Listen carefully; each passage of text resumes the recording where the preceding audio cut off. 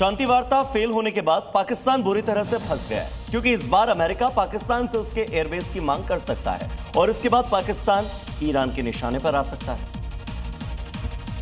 और ऐसा हुआ तो मीडिएटर बनने वाला पाकिस्तान अमेरिका, इजराइल और ईरान के बीच घून की तरह पिस जाएगा, क्योंकि ईरान पहले से ही खाड़ी के देशों में मौजूद अमेरिकी मिलिट्री बेसों को तहस नहस करने में जुटा हुआ है और अब पाकिस्तान ने ईरान को उस पर हमला करने की दो बड़ी वजहें खुद मुहैया करा दी हैं। पहला तो ये कि पीस टॉक फेल होने के बाद अमेरिका एक बार फिर वॉर जोन में जाने को तैयार है, और दूसरी वजह पाकिस्तान ने अपने फाइटर जेट्स और करीब 13,000 सैनिक सऊदी अरब भेज दिए हैं। और पाकिस्तान ना तो इस हैसियत में है कि वो अमेरिका को एयरबेस देने से मना कर सके। इजराइल और हिजबुल्लाह के बीच हमले लगातार बरकरार हैं। शांति वार्ता के सफल न होने के बाद इजराइल लेबनान बॉर्डर पर और सैन्य तैनाती कर रहा है।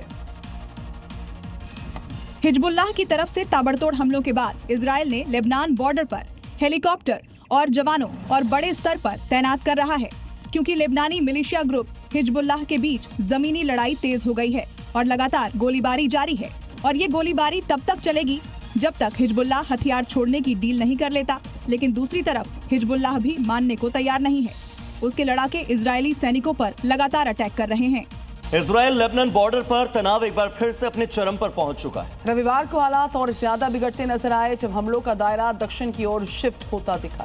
सीमा पर लगातार सैन्य गतिविधियां तेज हो गई हैं। दोनों तरफ से जवाबी कार्रवाई के चलते हालात बेहद नाजुक बने हुए हैं। इजरायली सेना अलर्ट मोड पर है, वहीं लेबनान की तरफ से भी जवाबी तैयारियां जारी हैं।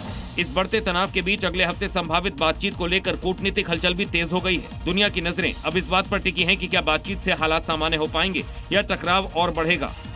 बड़ी खबर, ईरान के विदेश मंत्री सैयद अब्बास अरागची का दावा, 47 साल में पहली बार उच्च स्तरीय वार्ता में ईरान ने अमेरिका से युद्ध समाप्ति के लिए सद्भावना दिखाई है।